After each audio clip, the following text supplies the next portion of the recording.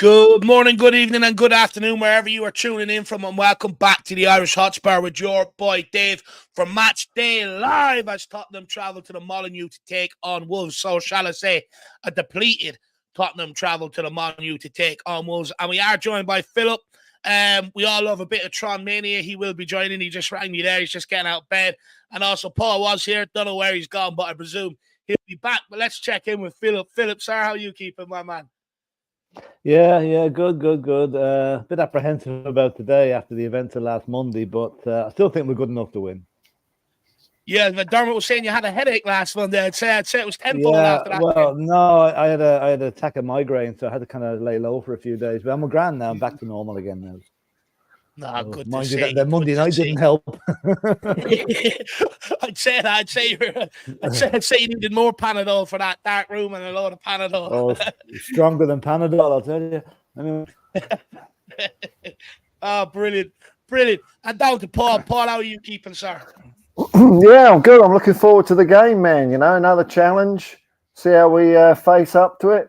See how the story unfolds. You know, it's pretty cool. Looking forward to it. Well, look, that's the thing, you know. Injuries and suspensions are a part of the season. It's you get them over the course of a season, and it's how you respond to them. So let's see how Tottenham respond to it today. Let's see who we've got in the building with us. We have Bob Bean Counter says, "Match day, come on, you Spurs, we can beat that lot, even with a decimated backline. Come on, you Spurs, big up Felix."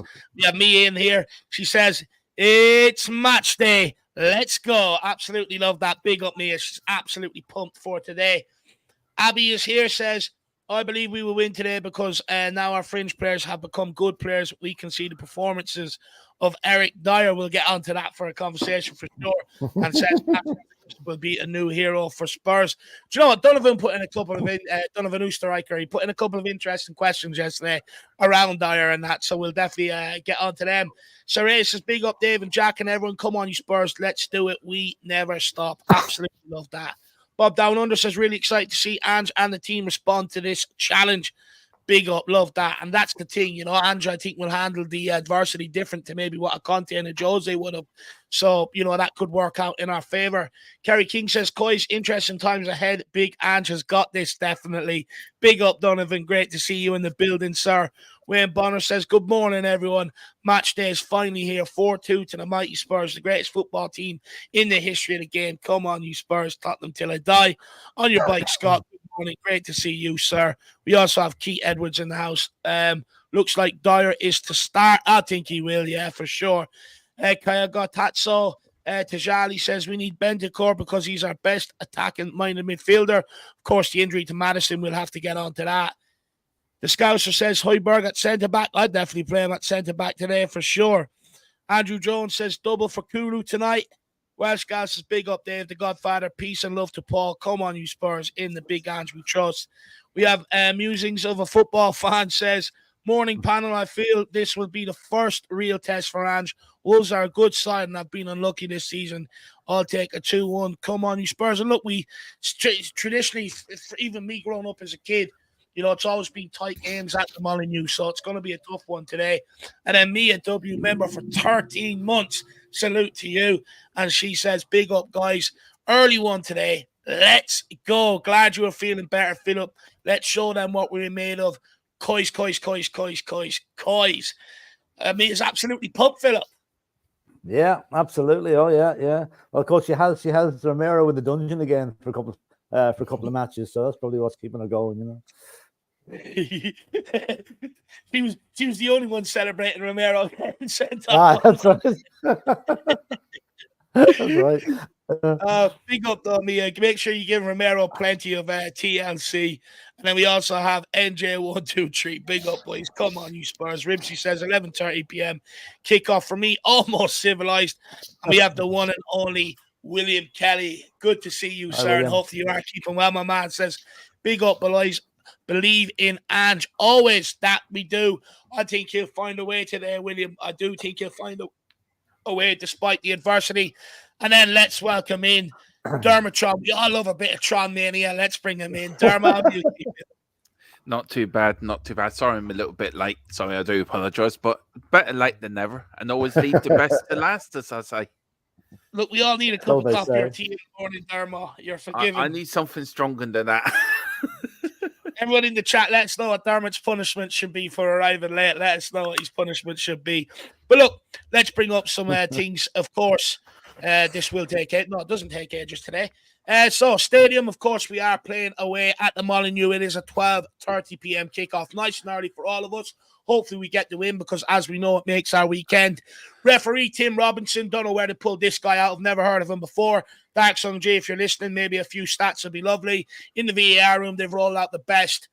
Screwed us a lot this season in the VAR, and that's Paul Tierney. And then, of course, if you want to watch the game, it is on TNT Sports, formerly known as BT Sports in UK and Ireland. In the USA, it's on NBC. In Australia, it's on Optus. And in Canada, it is on Fubo TV. And the list that no one else wants to see. Of course, we are missing Romero today through suspension, Adoji through suspension, Van de Ven through hamstring injury, Madison with his ankle, Richarlison with a pelvic, Session with his hamstring, Solomon with the meniscus, and Perisic with an ACL. As you can see, nearly a full 11 out there today. And then for Wolves, they're missing Pedro Neto with a hamstring, Bueno with a tie, and Joe Hodge, the Irish centre midfielder, is out with the shoulder. So that is the injury news for everyone. I'm going to take that off screen now. I don't think anyone wants to be writing how bad it's getting.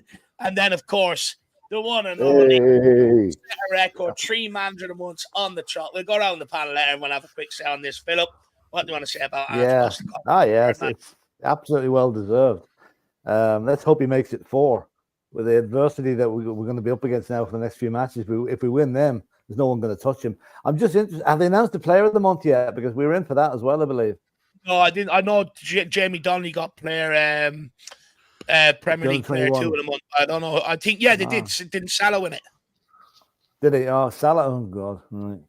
Yeah, I suppose they had to keep the Scousers happy. So, pity we didn't do a double sweep for 3 months running there. But well done, Ange. Well deserved. And I'll tell you one thing. He's shown how managers should react in adversity rather than 2 other managers I won't name, but Arsenal and Liverpool. Yeah. They definitely have something coming. It must be in them red jerseys. A lot of them are all crying this year. Paul, down to you, my man. What do you want to say about Ange Postecoglou? Some would say you predicted this, but Well, I thought the Premier painted themselves into a corner when they gave it to him in August, because I'm thinking, well, he's only getting better. You're going to just have to give it to him every month of the season now. I mean, whether he'll go 4 in a row, but I mean, 3 in a row, I think it's only Pep and Klopp, and I think there might be one other that's done 3 in a month, but no one's done 3 in a go their first 3 months or the first 3 months of the season. It's brilliant. But, he's a class manager through and through. Well deserved.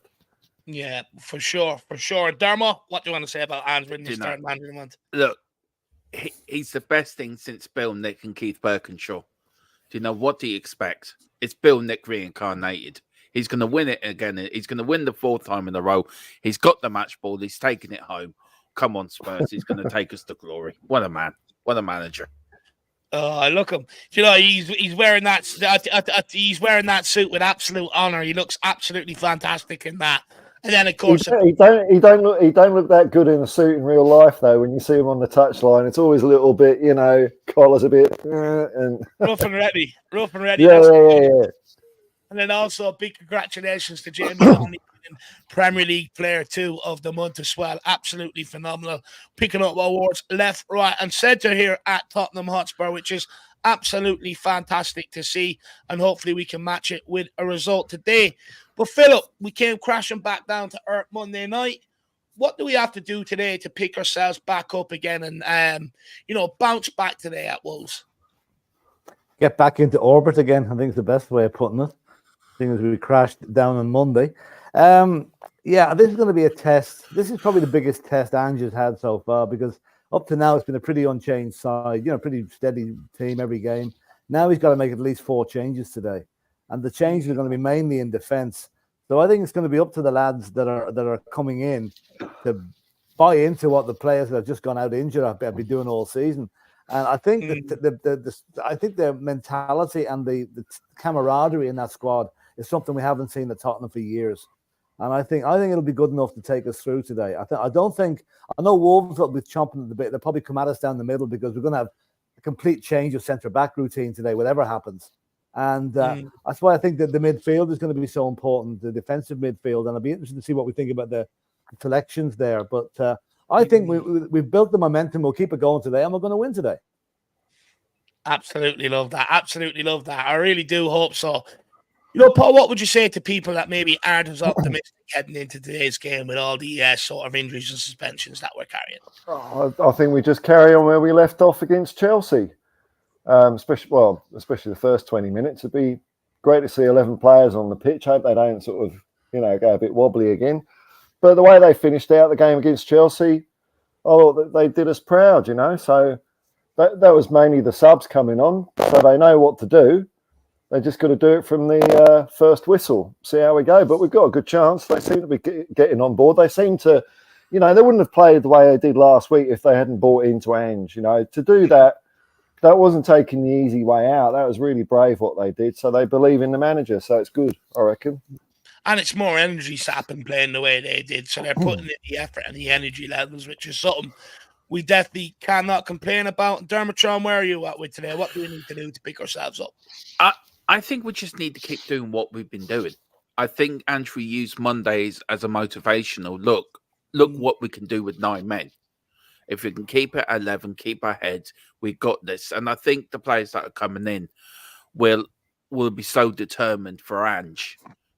They want to keep their place. And it's the first time the likes of a Dier or somebody will be hungry.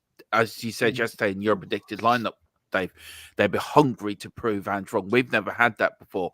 Any players that have come in under Mourinho or Conte or Nuno knew, I'm going to be out the next game.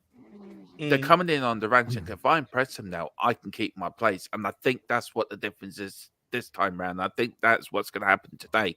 The players are going to come in and going to be hungry. You look at Højbjerg on Monday when he put that ball over the bar. His reaction, you wouldn't have seen that reaction if it was a Conte, or Mourinho, or Nuno. Players, as Paul said, players have bought into Ange. They've bought into the message. They've bought into the way that we're playing. And I think, we'll win today. And I think we'll get through it. And I think because of Ange. So I think he used Monday as a motivational thing. Look, we can do it with 9. Let's prove it. We can do it with 11. 100%. Definitely agree with that.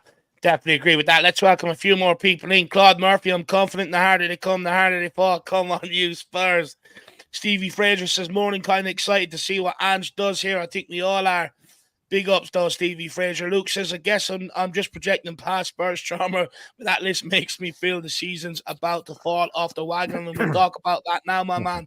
Big up Jack Bloom as well. Also, big up Peter Breen. Welcome into Alberto as well. He's going with Phillips to score his first goal.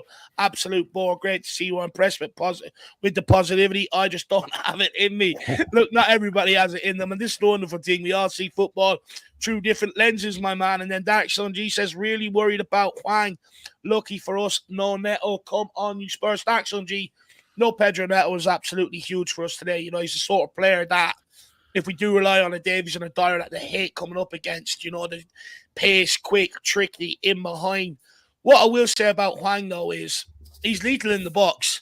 You give that guy one sniff, one opportunity, and he will put it into the bottom corner. So if he is in around the box, I was saying this to Jack yesterday, Dark Sunji, that he needs to be picked up, marked closely. You can't let him take that opportunity because he's like Son. He's absolutely clinical in the box, my man. Big up and great to see you in the building. Let me know if you've any stats on Tim Robinson, the referee, though, Dark Sun G. I don't know. I've never heard of the guy before. So let me know.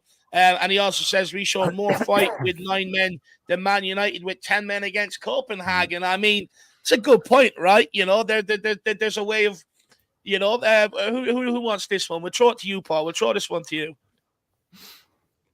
Dark Soul G says we showed more fight with 9 men against Chelsea than Man United did with 10 against Copenhagen. Absolutely. That was pathetic, Man United, It's just fun seeing, a club like that in such disarray. They're a miasma of putrid decay. They just can't, they're so divided. Ten Hag's not the man for the job. Surely they could be seeing it. He's not up to it. And look at us last week. And Chelsea got those 2 late goals because we were absolutely exhausted. It took them long enough. They were fantastic. All I ask sometimes from a football game is to have a bit of fun and be entertained. And I got that because most of the match was still in it.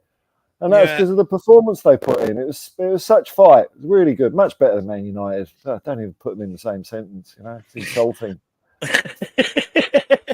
He's right though, Philip, isn't he? I mean, a lot of rival fans were laughing at us for applauding our players off the pitch, this, that, and the other. But when you look at the two games and how both teams handled it when they, when they receive red cards, you can clearly see that our team is together, right, Philip, compared to Man United's. Yeah, well, I mean, I've said this to Dermot during the week there. If we'd have lost 4-1 on last March or April under Conte, the team would have been booed off the pitch, right? What happened on Monday night sent a shiver down my spine to see the fans reacting the way they did to a defeat like that, because they knew what the team had put into that game. They knew they died for the club that night, right? Manchester United, I put them in the same category as we were last March, April. A lot of the players are there's divisive in the dressing room. I'd say some of them aren't getting on with the manager, and United are an absolute shambles at the minute. And it saddens me to see that, because I think they're one of the leading clubs in. I know they're right; they're our rivals and everything, and it's good to see them down below us. But I feel sorry for their fans. No fan deserves to pay good money to watch a shambles like that. Yeah, absolutely spot on. Look, we pick the wrong team. I mean, pays your money, he takes your choice. Yeah, I know. But last year, we were booing 11 men off the pitch because, my ma, who doesn't even watch football, she was saying, them players just don't care. They ain't running about, compared to other teams and that. And then what we've seen against Chelsea, that's why I take a bit of pride in it, because it sort of gives me a bit of comfort that we've got players out there that will fight for this badge like a fan. And that's all you ever want to see. So, fair play to Ange Postecoglou for getting everyone to buy into that, and big up Dark Sun G. Really appreciate the support. Big up Conrad as well. Good morning to you, sir. Hopefully you're keeping well, along with Andrew Jones, along with Greeny as well. Big up Greeny. Absolute boss, a great panel. Bibsy says, yeah, the manner of the defeat matters. That it does for sure. Bobby BG says, I'm worried about Dier's lack of pace, chasing back against their forwards. We still have a strong midfield and forward line. So come on, you Spurs, and we'll definitely get into that as well. We also have Ghosted says, I'd much rather see Phillips at centre back. And Longy says, I know our midfield and forwards will kill off anyone in the league. Just worried about the defence. Absolutely spot on, Longy. Absolutely spot on, my man. But look, we'll go down to you on this one, Paul. Consistent lineups have been sort of a pillar of Postecoglou's starting line. Strong start to life in England, but with being forced into so many changes, do we realistically expect a drop-off in performance and results, or do you think we'd be pleasantly surprised? Well, I think what might happen, and we saw signs of it. I mean, don't tell me I'm not an optimist, but the first 20 minutes of Chelsea, Johnson, Son, and Kulusevski look really, really good. And our forwards, even though we've been scoring goals, Ange has been saying we haven't got that going yet. So my hope is that we're going to just start scoring more goals. And because of what's happening at the back at the moment, we're going to leak a couple, I mean, Van der Ven and Romero are the best. So we've not got the best anymore. And just got to be prepared for that. The players, whoever's going to be in there, they're going to have limitations as long as they try. But I think there's a chance we're just going to score more goals than we let in. Do you know what? It very well could come down to that. That we have to score more goals than we let in. And this is where maybe the forward line has to come to the party.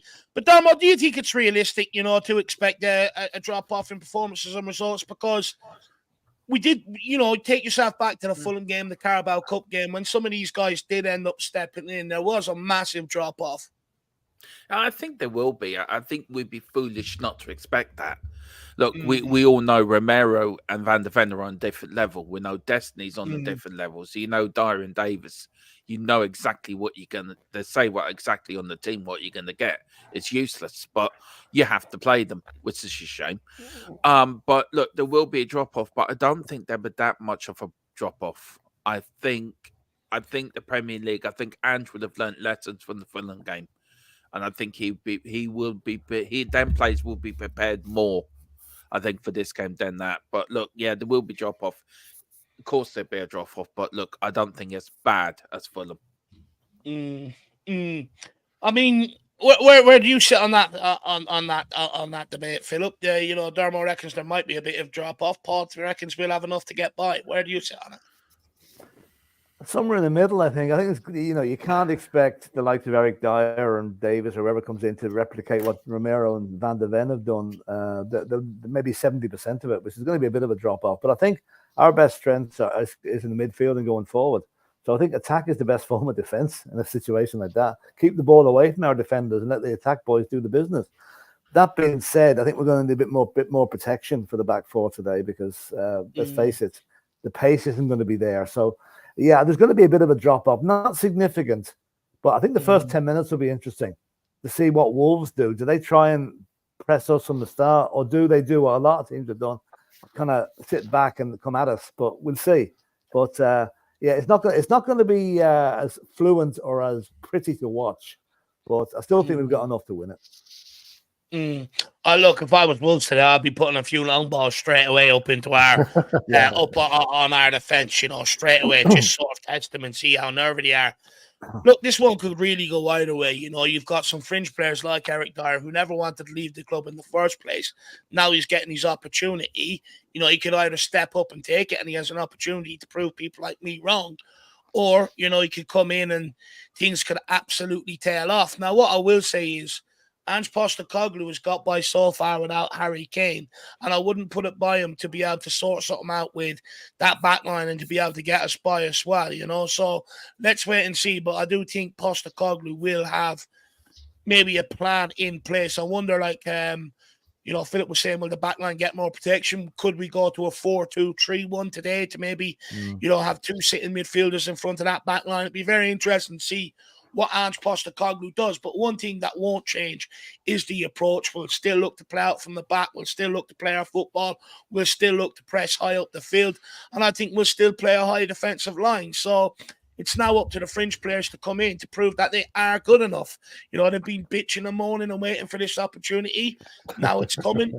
Go out there and take it. Dark So G says, if you said Robinson as ref, same guy versus Bournemouth, I think he was actually all right, to be fair. I think he was actually all right, no? Yeah, it was. Yeah, sorry, I'm thinking of Brentford there. Yeah.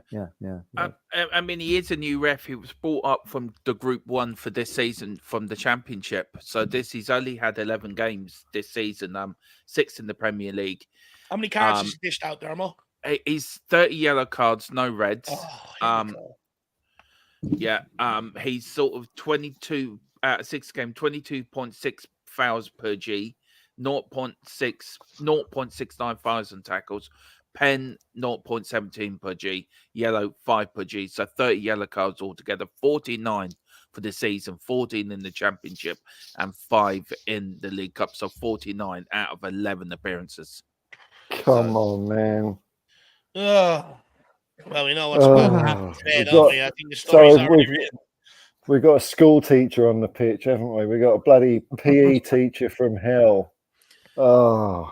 Sorry, lads. I didn't mean to burst the bubble, but just giving you information. Well, I'd rather he gave a yellow card out. If Michael Oliver had given a couple of yellow cards early on last Monday, we might still have Madison playing today. So, sometimes the leniency isn't the right thing, I said it on Monday. I said it to Philip during the week. Michael Oliver, what he should have done after Destiny's first tackle was to go over to the players, captains, calm your players down, or go over to Destiny. Look, calm down. I'm giving you a warning. He lost control of that game very quickly. And once he lost control, then all hell broke loose. And that's why Romero got sent off. Destiny got sent off because they lost their heads. If he had taken control of the game and said, look, lads, calm your players down. I don't want to send anyone else in. I know it's a London derby. I know players are hyped up, but just calm them down a little bit. I think we still would have had 11 men on the pitch and we would have won that game. So I think the referee has a responsibility to also keep 11 players on the pitch and also say, look, lads, just calm it. We'll be all right. And I think he lost control of that game very early. And that's the other reason why we're without Romero, Destiny, and Madison, because the referee didn't do his job properly. He didn't use common sense. And the thing is, Doesn't have any. it's it's only going to get back to the times where referees going to be chased around the pitch again, and it's down to their own doing. It really is down to their own doing. There's just no common sense from these guys. But hold the thoughts about cards, because I want to bring up a stat about Tottenham. I want to see where you guys sit on that. KPV member for 19 months. Salute to you, sir. And he says, big up everybody in the chat and the panel. Hope you're good, David. It's the pre-match build-up Spotify playlist in the community section. No, it's not. It's not KPV. What I'll do is I'll send you on. He wants the music that I listen to before games. I'll send it on to you, my man. I've got your number, and I'll message it to you in a little while, all right? Big up, KPV. Just type in Team Winstone on YouTube if you want to get some songs going. KPV or what's his name, James Black as well, my man. You'll get all the songs you need to there, or even just Chaz and Dave. Get the old classics going. And Dark Sun G says, lucky for us, it's Wolves, not Villa, when Adoji is banned. Absolutely, True. I feel the game's not going to be an easy one. We definitely need a Doji back at left back. We've seen this season, even with Ben Davies stepping in, Van der Ven has had to cover him defensively both games where he started against Crystal Palace and Fulham. We don't have that today. And we're not going to have that for quite some time. So we definitely need a Doji back. And today's one of them games where I feel like we might have enough to get by. But Aston Villa, we do need people like a Doji back. But he's got a lot to learn, the kid. That sending off Monday night was stupid. Like I said, I'm not going to get on his back. You could see him once he made the tackle line on the ground. He knew exactly what he was after doing. He doesn't need, constant reminders from people like me, I suppose. But Dark Sun G, you're absolutely spot on. It's absolutely going to be crucial to get him back. I do worry about Man City, though, coming up. We've got some problems there on the horizon. I want to just welcome a few more people in. We have, sorry, it's Brett. Big up, Brett. Good to see you in the building. Worked on as well. Great to see you. You tell us, Rick, you're here shaking in left, right, and centre. I think there must be an Arsenal fan in the chat. Tommy B says, Ange Postecoglou, ooh, I want to know. Can we win the league? Love it. Yep. Absolutely love it. And then there's some of the, don't set Dermot off, we don't want, it's too early for John Mania. And then we also have you, Sarin, as well. Great to see you. And also Paul Kelson, great to see you guys. Dark Sun G also says, look, we got that one. And then we have Wayne Bonner, and he says, Paul, what time's the game for you? 11:30 p.m. tonight, which isn't too bad compared to some of them anyway. I wonder what, yeah, it's not too bad. Usually you what, 3, 4, or 5 o'clock in the morning?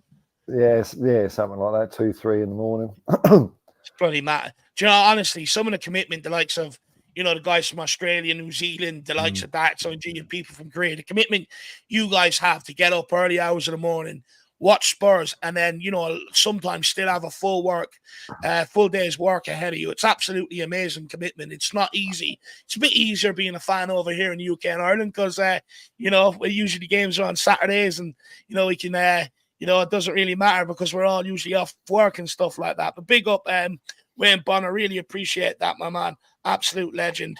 And then we also have Dark Sun G says, David, similar super chat, but different things. Okay. And he says, lucky it's Wolves with this ref, not rough Villa. I think he's alluding to, remember when Steven Gerrard came with Aston Villa and they kicked absolutely 7 shades of shite out of us and the referee didn't do anything to protect us. So yeah, absolutely spot on. Well, I suppose we are lucky that it is today against Wolves. But what we'll say, Dark Sun G, Wolves haven't exactly got the benefit of the doubt of VAR either. They've been screwed a hell of a lot this season. They're not happy with a lot of the VAR decisions or refereeing decisions in general. I thought the penalty at the end of the Sheffield game was not a penalty. Man United were not. In fact, if you're Wolves, you're going to be fuming, right, Dark Sun G? How can they give that one at the end of Sheffield and not give the one at the start of the season where Onana practically turned into a heavyweight boxer? I mean, it's an absolute disaster. It's an absolute joke Dark Sun G, but you're absolutely spot on, my man. Just hope next week we actually do get a good referee and a fair rub of the green. And then we have Donovan Oosterreicher says 1:30 a.m. here. Had a bit of a nap. Now a big cup of Ange ball is on the menu. Keep the ball and quiet that home crowd early. Thanks for all you guys do. Donovan, stay tuned because we are getting down to a couple of your questions in a couple of minutes, my man. So I definitely want you to hear maybe some of the answers to some of your questions. 1:30 a.m., absolutely madness. I don't know how you guys find the energy and the time to do it. I really don't at that hour. But fair play, Donovan. Big game today. Dermo, Ange ball on the menu. Definitely Ange ball on the menu. It's like waking up for full Irish. That's what Ange ball is. You have your sausages, you have your egg, you have your bacon, you have your baked beans, you have your black and white pudding. You're sitting there with your knife and fork. You think, lovely. That's what Ange ball does to you. And just very quickly on Paul, right?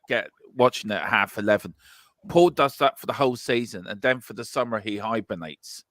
You don't see Paul like he goes into hibernation, and then when it's the winter over here, so it's perfect. Yeah. And then when August comes along, Paul just suddenly comes out of his cocoon and he goes, Ange Paul. Hang on, put that on there. Ange Paul. And he's awake, he's gone. So that's what Paul does. Everyone reckons what happens to Paul. He hibernates in the winter, bless him. He's like a butterfly. He's like goes into his cocoon and then suddenly bursts out on the first day he sees it. Ange Paul. burst out on a fucking caterpillar. Yeah. Oh shit, not again. But you know what, Donovan? I find myself just walking around aimlessly. You're not aimlessly on some days, but just walking around singing Ange Postecoglou songs and Tottenham songs. I mean, he's got me absolutely pumped, this season. Season's gone by. I've been absolutely dreading the football, dreading, doing the streaming, talking crap about Tottenham because it's all we've had to talk about. But this season, it really has, it gives me a pep in my step all week, and I really do back Ange, and I really do believe in his managerial abilities to be able to maybe deal with this adversity. But Donovan, big yourself up, my man. I really do appreciate you putting in a couple of great questions. We will get onto them. I've just got one more before we get to them, though, Donovan. And guys, we have received 31 yellow cards and 3 reds in 11 games in the Premier League this season. Only Wolves and Chelsea boast a worse record. Do we have a disciplinary record? Are our Spurs being unlucky with their refereeing decisions? We'll start with Philip and go around the houses. I think the way we're talking about referees, you've got to say a lot of it. If Michael Oliver done his job right, that head count mightn't be quite as high. We're not indisciplined, but we're forceful. We're not taking any prisoners, and probably are. Some of those yellow cards were justified. I've no doubt. Did you say it was Chelsea or the only other team who've got a worse record? Is that what you said? Chelsea and Wolves, yeah. I think Chelsea have 2 Wolves, more. right, okay. That might make today interesting with Wolves. No, I think, 2 more Southern softies, Spurs a soft touch. That's gone out the window now. Okay, and we're going to pick up cards. The cards you don't like to see are the ones for maybe dissent, throwing the ball away, stupid ones like that, And Romero is always guaranteed 8 or 9 cards a season anyway, so that's going to take the thing. But we're not a dirty side, but we've become a lot more forceful, and we've also been the victim of some. Standard of refereeing in the Premiership this season, it was bad last year. It's abysmal this year. Maybe we're going to discuss that later. It's just pathetic. It gets worse. Every game you look at, something happens that shouldn't happen, and teams like Spurs are going to get the cards accordingly. So. Paul, where do you stand? Do you agree with Philip that we're becoming a team with a bit of fight about us, a bit of grit that no one fancies coming up against us, or is it reckless, or is it down to referees just being knobheads? I think it shows the disgraceful anti-Tottenham bias that the Premier League shows. I think we're as clean as the driven snow at Tottenham Hotspur. We're gentlemen players. That's what we are. But I think some of our players get poked from time to time, and they go. But I like it. I think we've picked up a couple of silly yellow ones, and Basuma the other week. I don't know. It was quite funny. It was probably the funniest red card I've seen when he climbed all over the back of someone. But we I think we are steely. We're not a soft touch. And you have to be, you know, because we're playing that press all the way up the pitch. You're going to have to sort of send a message from time to time. And I like that sort of play. Do you know what? I agree with you. Look, for too many years, especially the last 3 to 4, I've watched a soft touch of a team that didn't want to put their butt in the line, team that didn't want to challenge. And, you know, we seen the repercussions of that, right? Team found it easy to get goals on our shots and score goals against us. We became, I would say, easy to play against. You know, we didn't really do much to pull down attacks or get stuck in and look after ourselves or even protect each other. So I'm actually happy about it to see that we're not a soft touch anymore. However, if we're going to be like that, we do have to cut out the stupid cards that maybe Paul and Philip have been alluding to. Germatron, I think I know where you sit on this, but tell us anyway. I presume we're going to blame the referees. Yeah, look, we've proven Mourinho wrong when he called us we're a soft touch. Do you remember in that documentary? He said we're a nice bunch of lads, but excuse my language, we have to be wankers. And I think we're being wankers under Ange, but in a disciplined way. But I think the referees have been absolutely atrocious this season. I mean, they hand out yellow cards like they're handing out sweets to children on Halloween night. That's what referees do in the game. To see Tottenham, to see here comes naughty kids, just stick him in the corner, you know, put him in detention. We're Tottenham are like the rebels. We're in the classroom. We don't like this teacher. We're going to cause trouble. But I think a lot of it is just players are over. They're not overcommitted. They're over anxious to do so well for Ange, and I think they just go over the line. I think referees then think, I don't know what, I'm going to give him a yellow card. Or Romero. Romero's so misunderstood. He really is, bless him. I mean, you see Cucurella on Monday. He didn't come on to the second half because he knew Romero had been sent off. And when they did come on, he put his hand over his face to say, I'm invisible, I'm invisible, I'm invisible. I mean, if Casper the Ghost had come on the pitch, the referee would have booked him in Tottenham colours. So that says a lot, really. I think Daniel Levy just has to give the referees an extra walk around the skywalk or give them a nice little box or do something to make them feel welcome. Take them up to Toho for the Saturday night into a dodgy nightclub with a girl called Camilla and just leave them there. And Philip knows what that's come from, by the way. I know where it's coming from. Yeah. Can I just say something about referees? Just something about refereeing in general. There was an incident 2 weeks ago when Anthony Taylor was reffing the Newcastle versus Wolves game, right? And he gave a wrong decision against Wolves. I think it was a penalty or whatever it was, right? He was demoted to the Championship for last weekend, where he refereed the Preston match. Now, he did it. He cocked that up as well. So what do? They bring him back into the Premiership this weekend and give him Chelsea versus Manchester City. Now, where is the logic in that? Honestly, it's absolutely shameless. You know, they go on about, you know, the likes of the pundit and managers and all bringing attentions to the referees. They bring attention to themselves, you know. And VAR brings more attention to them than ever before as well, I'd argue. Yeah. I'm just at the point now, I don't want to hear any arguments for keeping it. If technology works like goal line where it seamlessly fits into the sport, no problem. But when you're having to alter the sport or alter rules, change the game that we love, fit in the technology, for me, it's just clear it ain't working, and get rid of the bloody thing. I mean, it's just a joke. If Romero's sending off against, if Romero's clearance is a sending off against Chelsea, and then Reece James' elbow is a red card at the same thing. The reason why they don't give Reece James is because they go, oh, well, he's not looking at the man. He's going up for a header, you know, and then collisions happen. Okay, but when you've got two guys going for the one ball, you know, and Romero clears it, then you expect a collision as well, right? So where's the logic behind it? It's absolutely a joke, in my opinion. I'm just absolutely sick of it. I just don't want to see it anymore. And I do think, you know, look, I'm of the opinion VAR were destined to try and get us back since Liverpool, and they got what they wanted against Chelsea. Hopefully now we can be on the end of some fair refereeing decisions. Too many times it's always a Tottenham player that seems to get booked first, even though we're committing the less fouls within the halves. It's an absolute joke, and I'm sick of it. Like Palace, it took the referee, 102 minutes to pull out one card, yet their players are routinely fouling us. I mean, it's a joke, but yet Spurs, I think we're on the third booking already. How? when we're in possession of most of the game and we're the ones being fouled. I'm absolutely sick of it. They're not fit for purpose, these referees.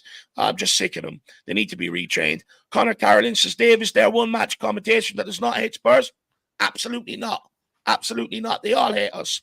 This is why I say to people when we win, be obnoxious about it because, they all hate us. Rick Jansen, he says, when I see in-house, same club fans debate on different club panelists, a very honest in their analysis, but here you guys can't be objective for a minute. And look, this thing, I ain't here to be objective and lick other clubs' asses. It's not what I'm here for. I'm going to banter your club. I don't care about your football club. I'm here to talk Tottenham Hotspur. If you do not like it, fuck off and watch the Big Six or Sky Sports. I ain't here to please all football fans. I'm here to talk Tottenham. So if you don't like it, go and do one. That's what I say. Ribsy, at least put enough Well hit said, into Dave. rattle the Sorry, blood. a better clap. Hey, sorry, I'm late. It was VAR. I was just trying to check. Should I have gone to VAR? Was that a clap? And should I clap or not clap? I was waiting for VAR to get back to me, and it said clap. So Yeah. sorry about that, Dave. It was I'll tell you one thing we VAR. could have done with that. Before. I'll tell you one thing we could have done with that on Monday as well. Gary Neville trying to referee the match from the commentary box. Look, Oh, I God. just want to ask a question to you guys. Do you think ex-players will make better referees than the referees we got now? They'd understand the goings on the pitch better. Yeah. The things that happen. Should we use the when they retire? Should these younger ex-players that retire, should they just go FA or Premier League go up to them, tell you lads, become a referee? Do you think it'd be better to use ex-players as referees in Formula One? Can't pay them enough. Rugby players, ex-rugby players get into the rugby side of it on the referees or TMO. They understand the game more. They know the going on. I think ex-players would make much more better referees than what we got coming through that haven't been a player. That's just my opinion, but I don't know what you guys think. They might not want to ruin their reputation by joining that particular occupation, Players don't really like referees either, They have no interest in being a referee either. So, and plus the wages a player is on compared to a referee, it's night and day. But you'll never be able to pay them enough. Or even have them on VAR. They have ex-players on, like in Formula One, right? They have an ex-steward driver who's a steward who looks at. They have their own version of VAR. Have the players on VAR. They know what they're looking for. They understand the game. Do you understand that? Romero would not have been sent off if an ex-player was doing VAR on Monday, because he would have thought, do you know what? He's gone for the ball. Okay, he's gone in. He's taken the player out again as well, but he's gone for the ball.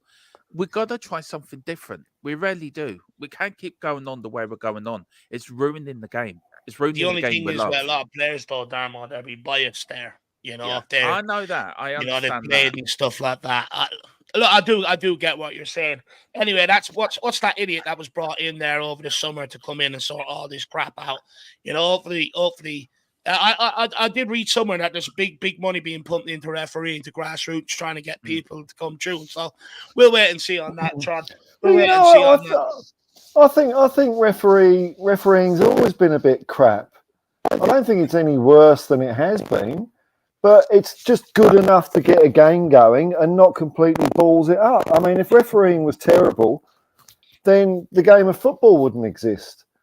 It's just that, during a game, they get it more or less right, near enough. That's all you need to have a game going. And the best team usually wins. You rarely get robbed, Get Paul and Phillips as referees. I just think switch VAR off, switch it off. Like, last week's game against Chelsea. It could have been a much more exciting game. I'm not saying that because I think Tottenham would have won. It just would have been a better game of football if they hadn't stopped starting it. It's crazy. VAR is a brilliant system. It's a brilliant system. But the problem is it's the same monkeys that are operating it. It's everyone that's operating VAR has a different lookout, has a different outlook on what's a foul or what isn't, and what's a goal or what isn't. If they got that right, okay, to bring in this 3D offside thing, that could help a bit. The one what they use in the World Cup. But some of these guys seem to be making one decision one week and a different one the next week. VAR, right, should be used only for goal line technology if the ball was over the line. Obviously, use the offside they used in the Champions League and the World Cup, which they are going to bring in next season, thank God. And leave the rest then to the referee.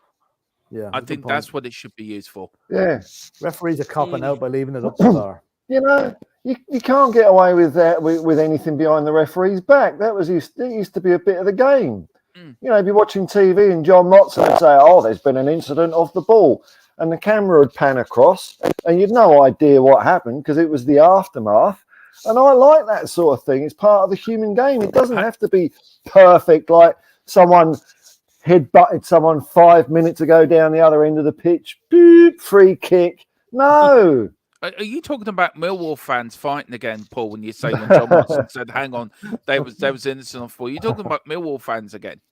Is that what you're on I think that about? was at Luton, wasn't it? That one. Oh yeah, well that was it. Yeah, John Watson. Because I know that because there was a kid at my school that claimed to be off sick, and there he was on the TV on the news running across the pitch with a plastic chair. Love it. Love it. We've got Team Harris checking in. Big up, Daniel. Great to see you, my man. Thank you very much for tuning in this morning. He agrees with disagrees with Dermo. He says Ange needs to calm the players down. Look, maybe there is that element to it. I think, Daniel, we've been hard done by referees, but look, we'll see. We'll see now over the next couple of games.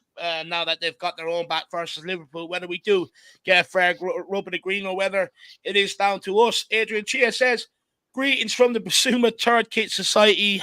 #member number 2. Big up, Adrian Chia. Welcome, my man. Please make it an easy script today.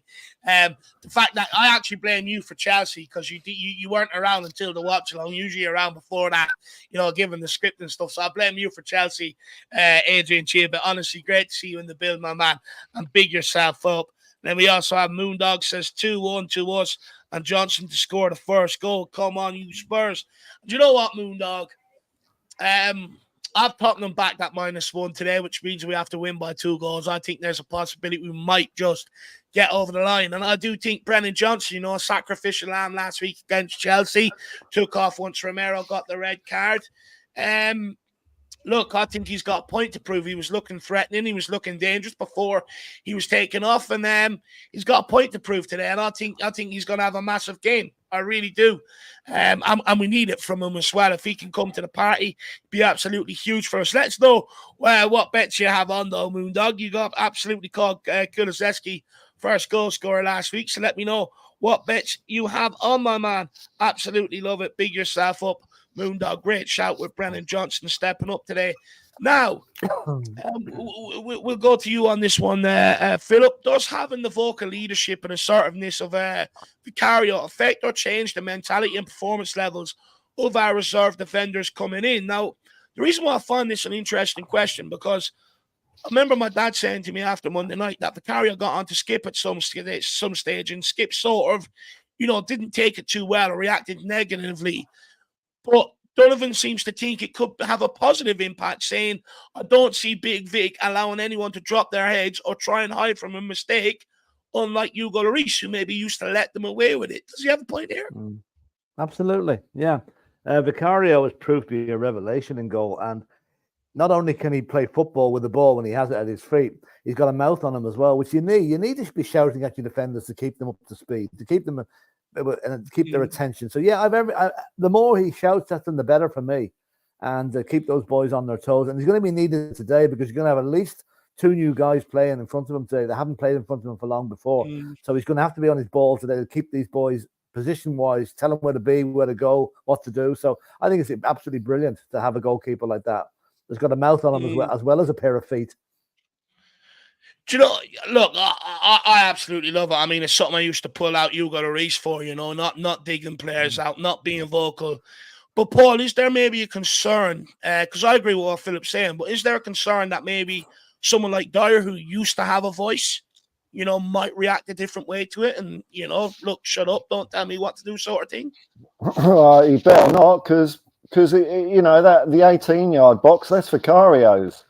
He can shout and say whatever he wants to, whoever he likes to make sure he wants it gets everyone the way he wants them. And I mean, I think he's earned it. I mean, I think that I can't remember a better performance by a goalkeeper in the Premier League than what I saw him do last week. That was astonishing. But I mean, even the tackles. I hate it when goalkeepers play football, but the timing of him running out to tackle the ball off, and the saves he's doing. Yeah, no, Dier better just say yes, sir, if Vicario shouts at him. Yes, sir. Yes, Vicario. No problem, sir. No, look, I hope so. I hope so. I just fear that I don't want to see a clash between maybe the old leadership group and maybe some of the new guys that are maybe vocal. Dermo, where do you sit on that? Is there a fear that could happen today? Look, I saying about the old group, I think Højbjerg's bought into Ange, and I think Højbjerg, he was part of that group.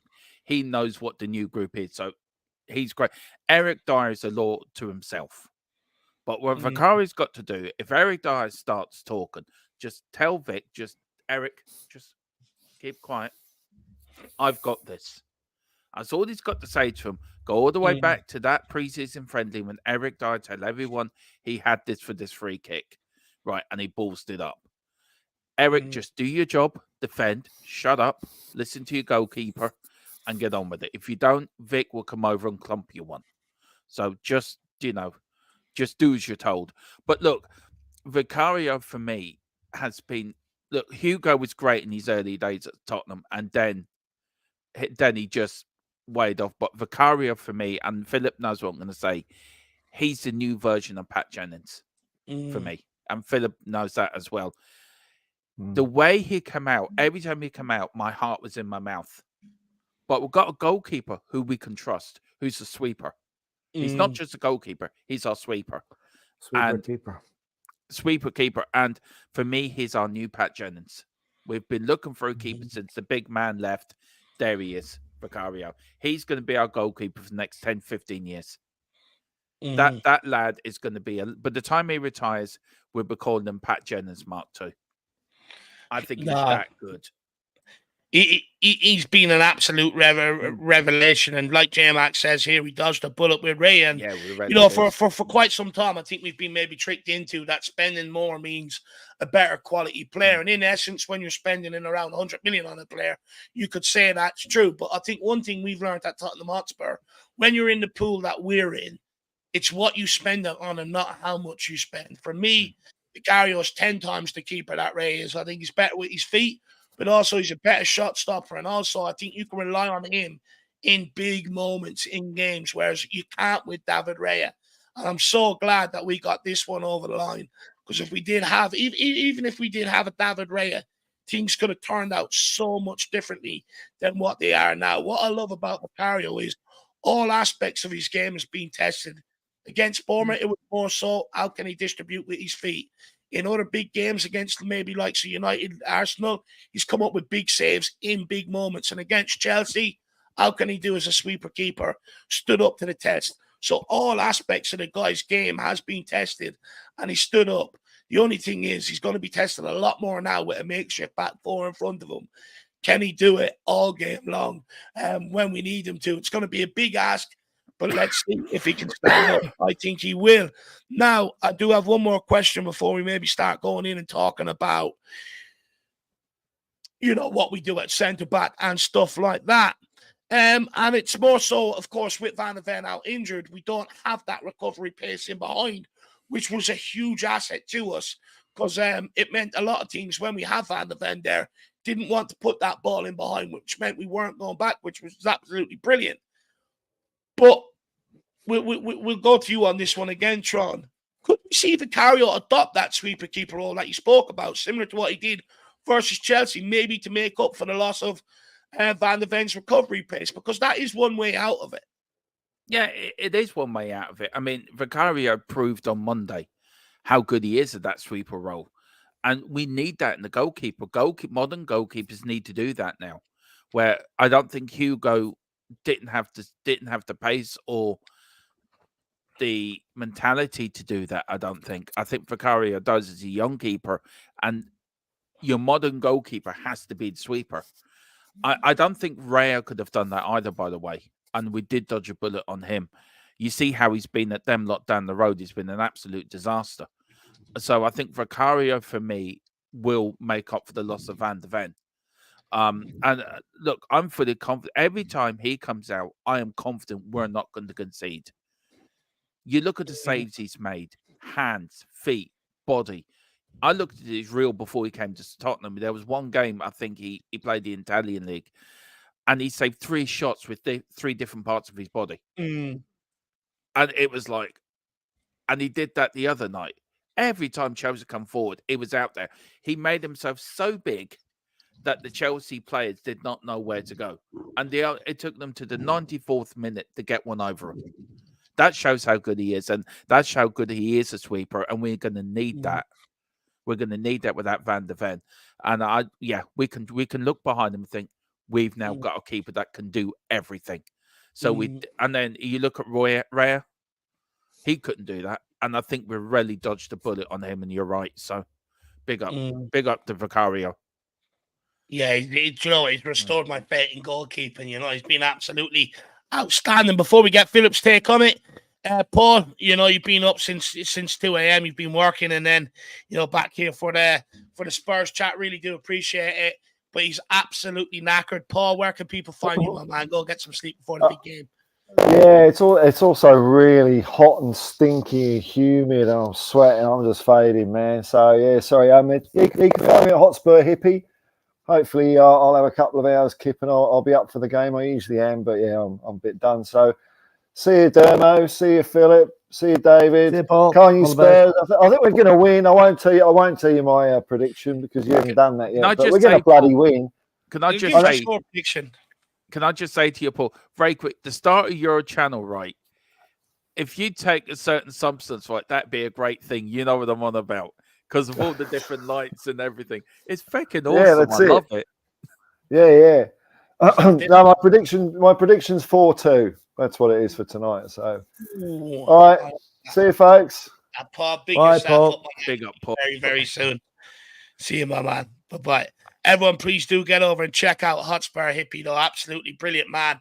Really nice man as well. So get over there and smash the subscribe button on his channel. He was the one that, started first banning around Postecoglou's name. And we've been grateful ever since.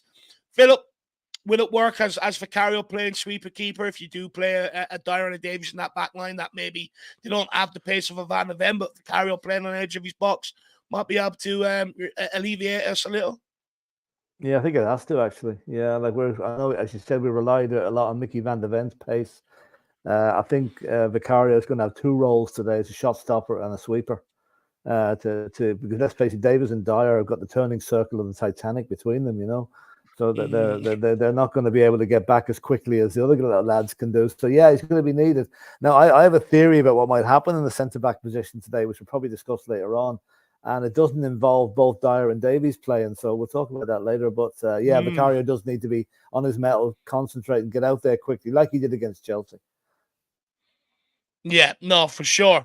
And look, it's going to be hard to ask him to replicate, a performance very, very similar. But I think the guy has it in him to do it on a consistent basis. So it'll be interesting. Let's wait and see if he is tasked with maybe playing that sweeper keeper role if we're not blessed with pace in that back line. But of course, let's get into it. It's what everyone's here to talk about. Ange Postecoglou faces a number of huge decisions ahead of today's game with Romero and Udogie, who are suspended, and Mickey Van de Ven and James Madison out till January at least. So before we get into midfield, let's start with centre. Okay, I've got a knock on the door. Give me 1 second. But let's start with centre-back. We'll go to you on this one, Philip. Who do you want to see in that partnership today at centre-back? I want to see Ashley Phillips and Eric Dier. I know Dermot mightn't agree with me on this one, but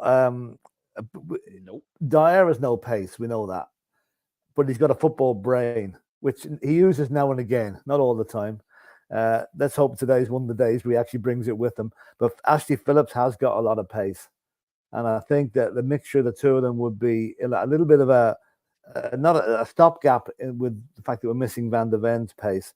But Vicario is still going to be needed to come out and sweep up behind the two of them. But I just feel that to play Davies and Dier will be a recipe for looking for trouble. Because Wolves will play on that. There'll be lobbing balls over the back, and we won't have the pace to get back. And if they put them into such an area that's too far out for Vicario to come out, we could be in trouble. So that's where I think we need Phillips's pace in that team. Whether we get it or not, I don't know. We'll know in an hour and a half's time. That's all I can say. You know? Look. I still sticking by what I said yesterday, Philip, with about playing Dorrington and Phillips because they've played together on the under-21. So I'm sticking by that. I'm not budging from that. Also, you could play Emerson in there. Now, Emerson might give you that pace, that bit more pace than you would get of a Dier. Now, look, I don't trust Dier. It's not your position, though. None of us trust Dier. Yeah, none of us has, but Philip, he's all we've got today, I'm afraid. He's all we've got. Yeah, but Philip, look, he doesn't play left back, but he's played well there this season when he's played left back, left wing back. It's maybe not his position. It's become more of a utility man than just a right wing back. He can play in left back, he can play centre back, he can play right wing back. Dier is what gets me, Philip, with Eric Dier is, and the Ben Davies as well on top of this, is they may have one good game in them, but you always know there's a mistake in them. You always know they're going to cock up one way or the other. And we haven't got Romero to cover for Dier. We haven't got a Van de Ven with the pace. Ashley Phillips has been playing well. He's got experience in the championship. But I just think playing Dorrington and Phillips together, I just think that'd be the way to go, because I just cannot, or even play Højbjerg in there. Eric Dier, I don't know. I'm just not comfortable with that. I know what you're saying. I probably will go that way. Do you not think Dorrington and Phillips is still Yeah, I'm sticking by what I said, Philip. I'm sticking to my guns. Didn't I? I think it'd be suicide. I think it'd be suicide. No, I don't think so. In the one game, you can't blood two rookies in one game. And the way match in the Premiership, you can't put two young lads. We've never played in the Premiership before. We've got other options, Dermot. We've got other options. Yeah, but no, we got options. You got Numpty and you got Coco the Clown. I mean, that's good. I would Dermot, play. They're Spurs players. They're Spurs players. Don't disrespect them like that, please. They're Spurs players. You mightn't like them, but they're players. They're Spurs players. I don't look. I disrespect them for one, but I think. Yeah, but call them clowns, though. Come on, we're 2 hours away from an important match. You can't call Spurs players clowns, no matter how much you don't like them. They're not clowns. They're footballers. They're clowns. You know that. I'm not going to argue with you. No, but look. For me, I just don't trust them. That's the problem, Philip. I do not trust them. I mean, let me ask you this, Philip. If you had anybody else to put in by Dier, who would you put in centre back? Yeah, if you couldn't put in Dier, who else would you put in next to Phillips? Somebody that's got Ben experience. Ben Davies, because he's played there for Wales. What about Højbjerg? He played there. He played well.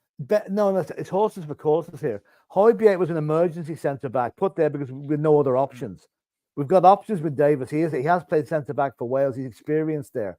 You can't put a square peg in a round hole, hope to get away with it all the time. We got away with it maybe on Monday. You won't get away with it twice. Anyway, referee David, please. No, honestly, I was trying to get in on it because it's a fascinating conversation, but my internet keeps crapping out on me. Look, I'm torn on this. I hear what Dermot's saying, right? If we're here for a new project, what's the point of rolling out guys who've had their opportunities on the previous managers? And let's be honest, as experienced as they may be, they have made a lot of mistakes that I don't even think rookies would make on the football pitch. However, I do hear your point, Philip. You know, it's a lot to ask of two youngsters, you know, to be blooded together in an away game. Look, I don't think Postecoglou will do it. And I don't think it's the right way to blow Phillips and Dorrington in. I think it has to be one or the other. Look, I don't want to see Dier as much as the next guy. But the reality is he came on and he done all right against Chelsea. You know, he done okay. Look, I would rather Phillips and Højbjerg, being brutally honest. I know what Philip is saying, that it was, you know, out of necessity. However, I did think he looked better there than Eric Dier. And we have to remember, Eric Dier was a centre midfielder for some time and dropped back to centre back. I think Højbjerg could potentially do the same. However, I do think it will be Dier and Phillips. I don't think you can play Dier and Davies. You're going to get caught in behind. So for me, I would go with Phillips maybe for a bit of a recovery place with Dier beside him, even though I don't want to see Dier. But it's an opportunity for the guy to prove someone like me wrong. And I me hope as well. he takes the opportunity. And me as well. Look, I apologise for saying clowns, but I was trying to use it in the context. No, he's a clown. I'll agree with you there. He is a clown. But so sorry, Philip. I enjoyed that. Me and Philip have this on our channel, right? We do. And me and Philip love this argument when it comes to it. We argued about this all week about this. But I just think the kids are do it. Give it to the kids. And look, maybe you're right, Philip. Maybe you are right. But I just think a new project, a new broom. That's just my attitude on it. But Philip, you're probably right. So fair play to you on that. Everyone, let me know in the chat. You team Philip, team Dermot. Let me know. I think everyone's going to be team Philip, to be fair. No, but look, Dermot, I do hear what you're saying. If we're here for the project, if we're in it for the long haul, it would make sense to bring a Dorrington and a Phillips. If that's what we're here for, rather than roll out the old guys. However, I do take Phillips' point. It is a tough ask putting them out there beside each other, even though they are a good partnership at under 21 level. But look, let's speak about Dier for one moment. And this is a great question again by Donovan. Does Dier's on the ball strength, which I didn't write this, so I'm not taking credibility for this because I don't believe in any of this, but it's a good question. He says, i.e., Dier's vision, passing, ability, and willingness to play forward outweigh the negatives in his play, like his slow pace when it comes to Ange ball. Therefore, overall, does having a competent player on the ball in our back line help us more than hinder us in a possession-dominant side? That's a good question. Yeah. I think you want me to read it again? You've stumped us on that one. I've never heard Eric Philip speechless. Eric Dier, right? Let's face it. Eric Dier will be nowhere near that team today, only for circumstance, right? Now, what I liked about Eric Dier on Monday was he came in completely cold. He hadn't played a minute all season, right? And okay, he made the mistakes. They all made bits of mistakes, but in the 89th minute, for him to be on the end of that cross and score that goal that should have been allowed, by the way, in my opinion, it showed the guy has got skill. If he can concentrate, if he can keep his no backheaders like he did against Liverpool last season, stuff like that, he can do a job for us until he's not. We don't need him anymore, which is hopefully fairly quickly. But until January, who we got? We're going to have a bit of experience in there, and that's why I think if Ange can get into his head and say, right, Eric, come be the player you were 4 years ago or 5 years ago, you can do a job for us, and then we'll see what happens in January. But the guy, if he makes a mistake, if he plays today and makes a mistake, he's going to be crucified. And then where does that leave us? A player with no confidence and no one to replace him. So, it's a tricky one. I probably didn't answer the question, but anyway, that's what I think on Dier. I think he has to play while we have no one else. I do want to ask you a follow-up question because may be controversial, but look, I'm a good host like this, so I'll ask it. But Philip, look, chances are if Dier fucks up today and makes a couple of errors, he will be crucified. But I'm going to ask, is it justified? Because this guy didn't want to leave, and I'd argue if he would have left, we might have had another centre-back in here today to pick from rather than having to go back to him. So would it be right to crucify him if he does come in and make mistakes today, considering he didn't want to go anywhere? Whether it's right or wrong, he's going to get crucified because he is the whipping boy. He is the whipping boy of the Tottenham squad, has been for a number of months, really, Yeah. So there are people just waiting to jump on Eric Dier. If he puts a back pass out for a corner, they'll be screaming at him, So the guy can't win. The only way he's going to win also over if he scores the winner in the 98th minute today. And then we might say, geez, that was great. I'm glad Eric Dier was playing. But he's going to hide into nothing. He's got to show his professionalism today, I'll tell you, if that volley counted against Chelsea, I'll be here wearing an Eric Dier jersey today. Yeah, I'll tell you, yeah. And it should have been allowed, in my opinion. But anyway. Absolutely. And then big up the outlet. He says, Darren Davies and Skippy dropping deep to help them out. Don't. If Skip comes into there as well, you're asking for it. We're asking for it. And that's not against Skip. he just doesn't offer us what the other midfielders offer. So you can't have that much. You can't have that little pace in the squad. We've seen how detrimental it was last year, having fuck all pace in the squad. But big up the outlet. Hopefully you're ready for today's game. Hopefully the winner woke you up with a nice breakfast. That'll be brilliant, with a nice coffee. And then Moondog says Dier cannot defend and he does not tackle. Dermo? Dave, this is my Eric Dier cushion, right? I put it away. Right now, it's come back out because Eric Dier is playing today. This is what I have to go behind when he plays. Right, Eric Dier cannot tackle. The only time he moved quickly is when he wanted to go to the loo during the game with Mourinho. That's the fastest I've ever seen him run. Right, okay, or going up to the stand to defend his brother, which is fair enough. I back him for that. Eric Dier did not want to go because he knows he'll get more money and more opportunity if he went on a free transfer. That's the reason he didn't want to move. He's got 6 months left in his contract. He knows if it's a free agent, the world's his oyster, which is like going to Crawley Town, Northampton Town, probably Luton Town when they're back in the Championship. Hope not. I think he should have gone in the summer. I think the club should have said, right, you are going. So we could have brought in a more experienced centre-back. Look, okay, he is Tottenham through and through. He wants his ashes buried underneath the pitch when he dies. Well, bury them underneath the F1 track. Because he's made mistakes now again and again and again and again. I don't trust him. I don't want him on the pitch. But we've got to use him. So I don't know what more we can do with this guy. He's not going to improve. He's cost us points. So I don't know what to do. Just play the kids. That's what I'm saying. Play the kids. It worked for Fergie. You can't win anything with kids, and they want something. If you're old enough, if you're good enough, you're old enough. So play the kids. Look, I definitely understand that. I just think with Dorrington playing the cup game during the week and Phillips being left out, and it was a very important cup game, by the way. I do think that means Dorrington probably won't be in the squad today. I think Phillips will. Look,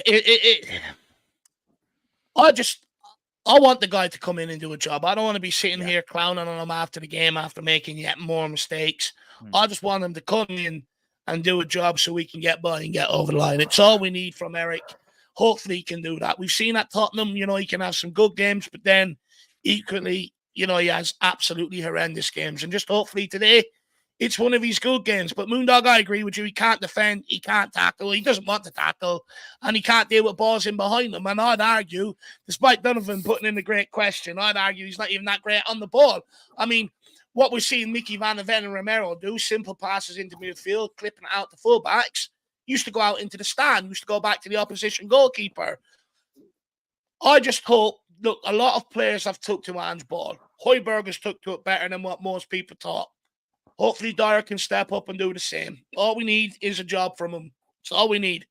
Big up Moondog, though. I definitely agree with you, but I'm just hoping, I'm just praying to God. I lived my life right yesterday. I prayed to God before I went to bed. And the first thing I said to him was, please don't have me screaming about Dier tomorrow. So hopefully God answers my prayers. But big up, Moondog, God's really a Tottenham fan, don't you?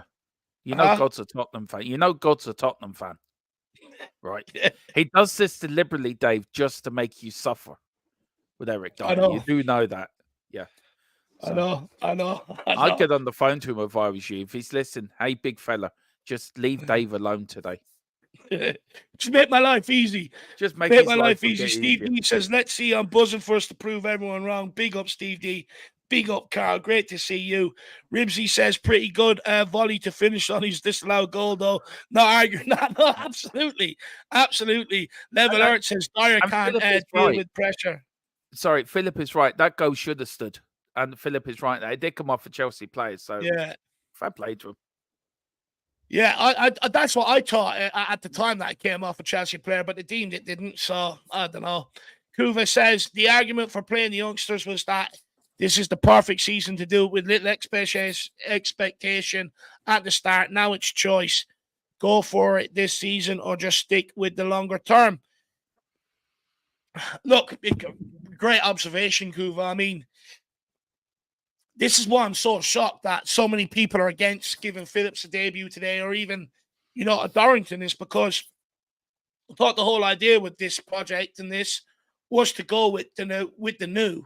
I don't see the point in keep reverting to back to the likes of Dier and Davies. I understand why people would, but I'd argue when an experienced player makes so many mistakes, is it better to go with the experience, or is it better to go with one of the youngsters? Personally, I would prefer to go with the youngsters, but I do understand the point that Philip makes, and I don't think Ange will do it either. But I agree with you. I think, look, the reason why that's changed maybe is because we are sitting second in the table today. But look, I think it's better to plan for the longer term, but I don't think it's going to happen, my man. I do hear you though. And Donovan Oosterreicher, by the way, Donovan, great questions, my man. He says, I didn't write this straight under the bus, laughing my ass off. Are you not the Canadian? Let me go and get that name. Give me 1 second, Donovan. Pretty sure that's you. Let me go to the community section. I don't want to be putting something on Donovan that he didn't do. Give me 1 second. Donovan, are you not Canadian Spurs boy? Because it says, hey guys, Donovan here. And then it says, does Dier on the ball strength, i.e. his vision? So Donovan, it says it's Donovan. Maybe it's a different Donovan for Canada. Maybe Donovan Oosterreicher. But it said he's being greedy, going for 2 questions. Maybe it is someone different. If it is Donovan, you've got an impersonator over there, and I do apologize. But they were absolutely fantastic questions. I'm sorry if I put that on you. I don't want to be tarnishing you with that much, but look, I'll even bring it up now just to show you, actually, just so you believe me, Donovan. Give me 1 second, and then we'll crack on, because I've got a few more other... Dave will be playing some music while this is going on. So, Philip, could you sing us a few songs? No, look, here it is. Here it is. Look. Hey, guys, Donovan here. Does Dier on the ball strength, i.e. his vision, pace, passing ability, and willingness? See, I'm not just looking for someone to blame, but there is another Donovan out there that put in that question. I don't know whether it's you, Donovan, but big yourself up. I'm sorry if I put that on you, brother. Also, big up Sweeney Todd. Great to see you. Guys, we're going to keep going for about another 20 minutes or so. Please, if you can, just towards the end of the show, smash that like to show your appreciation. Maybe share it out. Get your Spurs friends to subscribe. And if you really want to help support everything we do here, feel free to either gift a channel membership to people, grab one yourself, and get involved in everything that we do. All the stuff we put up in the community section, everything else that we do there, that is for just members only. Or feel free to get in a super chat with any talking point that we haven't answered today that you want answered. Now, moving on, Ashley Phillips did not take part in a Crucial Cup game midweek for the under-21s, which is a huge indication he'll be involved in the matchday squad today. Dermot, we'll go to you on this one first. What part do you think Phillips will play today? Will he start, or will he be on the bench just in case we pick up another injury? He'll start. Phillips will start. He will start. I think he's good enough. I think he's got the pace to cover for like Van der Ven. And I think he's young. He won't be scared of the occasion. I think he'll use it as a motivating point to prove to Ange, look, I'm your third centre back. I'm here to push Dier down another peg. I'm here to show you I can do the job. And I think he'll start today. Look, it's just who he starts alongside. That's for me. And I think Højbjerg, though he was a makeshift centre back, will probably be a better centre back, because I think Højbjerg's not Dier. Look, as much as Dier is a defender we probably need today, Dier's got an attitude of blaming everyone else when the mistake happens. We've seen it before when his hand starts pointing like a traffic warden. I think Højbjerg is big enough. He takes responsibility, and I think he'd be the right man next to Phillips to coach him through it, because I think he'll be always talking to him. You know, I just think, but I think he will start today. Look, I'm not a hater on Dier. I've just seen what he's done to us in the past. I've seen how he's played, and I've seen how he's cost us points. And I just think you've got to start blooding in the youngsters. So Philip starts for me. Look, actually, we'll go to Philip. Philip, where are you at with it first before I give my say on? Listen, it's not ideal, but Dier has to start with Phillips today. It's okay putting Højbjerg in with Phillips and saying he'll advise him and keep him going. Højbjerg is a midfield player. He's not a centre back. How can he tell a young centre back what to do when he's not a centre back himself? At least Eric Dier can use his experience, positional experience. I know we all know he's got a mistake in him, and that's taken. We hope he doesn't do anything today. But I think a bit of experience and a bit of youth and a bit of pace is what's needed there, and that's why I think it has to be. Phillips has to start. I don't see any other option for Phillips today. It has to start. If he plays Dier and Davis at the back, then I think we could be in trouble. We're going to have Vicario rushing out of his goal every 5 minutes to clear the ball. But with Phillips in there, that might not happen as often as it might. So let's just say if it's Dier and Phillips, let's all say a prayer before the match that it goes well and there's no cock-ups. Can I just... Sorry, Philip, look, just to question you two. Would you play with Emerson in the centre-back? You called him a utility player in your prediction lineup, which I agree with, Dave. Would you play Emerson there with Phillips? Look, he very well could play at centre back today. You could do either or with Davies and Emerson. I think with Emerson, he gives us a bit more going forward than maybe what Davies does. And I wouldn't be too confident with Davies in that full-back position because he just doesn't have the pace to get back. So if he is playing, I think you would have to play him at centre back at Dermo. Look, I'll be honest, I don't want to see Dier and Davies partnership at all. I think the senior citizens 100-meter sprint is quicker than both of them, if you want me to be brutally honest. I don't want to see either of them partnership each other at all. When it comes to Phillips, though, I don't understand why we're so hesitant to give the guy an opportunity, right? Everyone says to me, "Oh, Dave, would you take Jared Braithwaite from Everton, in here in January?" Okay, but he's only 21, 22 years of age. Why not why not bring our own players through and give them the opportunity rather than going out and spending 40, 50 million on a guy that's not that much more experienced than him? People forget, Ashley Phillips played for Blackburn Rovers. He has a future. The fact that he's tried and tested, I think, is the reason why we've put the money on him, because we believe he's good enough to be able to play at this level. So put your money where your mouth is. You chose to bring in Phillips rather than bring in another centre back that maybe could step up or maybe people would have more confidence in. So put your money where your mouth is and play the kid. For me, when I look at him for the under-21s, he's head and shoulders above everyone else. He's got the physicality, and I think he'll hand it in the Premier League. Sometimes all you got to do is give the kid a chance. And years gone by, we're so used to not giving these kids an opportunity that now when it comes to it, people would rather revert back to guys who have had the opportunity and cost us time and time again rather than give a kid an opportunity. And I don't understand it. For me, at some point, they do say that the definition of madness or insanity is persisting with the same things, expecting different results. So we've got to change it, in my opinion. Just quickly, though, before we move on, big up the old lad. He says midfield and up front have to be 100% today. We will score more than they do. 5-4 to the Spurs. Look, I do think we're going to have a bit like last season or in years gone by, where I think we're going to have to outscore the opposition. I do slightly worry. I'll get onto that in a while, but you're absolutely spot on. My ma says she's not cooking my dad a breakfast.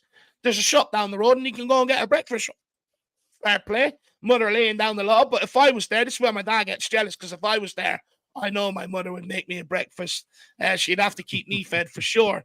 And then Donovan Oosterreicher says, no. You just clarified that I wrote it, not yourself, David, to absolve yourself the blame. Appreciate the inclusion. Come on, you Spurs. I accept. I back Dier. No, look, I'm not going to tell people how to support this club and who to back, who not to back. Some people like Dier, some people don't. But yeah, no, I thought I was going crazy there for a minute. But Donovan, honestly, great questions. If you ever want to send more in for some of these pre-match shows, please send them in. Very, very thought-provoking questions, my man. Great way to get involved in brilliant questions. Big yourself up, Donovan. Really do appreciate it. 2 absolute cracking questions. Great to see you, though, Donovan. Let me know if you've been to the gym. I know you said you're going to start going to the gym maybe before Spurs games, so let me know if you have been. But he is just clarifying that he wrote that, not me. So I don't want to see anyone coming in and going after the game. Oh, but Dave, you said Dier's this, you said Dier's that. Just to clarify, Donovan's backing me up. I didn't. And then we also have Fast Radfire 3-1 Spurs. Are you on the way to the Molineux today? Let me know. I seen Chris Cowland put up a picture this morning I think he set off about 7:30, 8:00. Absolutely madness. Let me know if you're on your way down there as well. Fazzy says, if we don't start Phillips today, when will we? So we'll go around the house on this one. Philip, if we don't start today, when will we? No, he'll start today. I think it's an ideal opportunity for him. The guy is good. He came highly recommended. And let's face it, we've struck out 100% success rate in our acquisitions this summer. I have no reason to believe that Phillips is going to be any better, any detraction from that.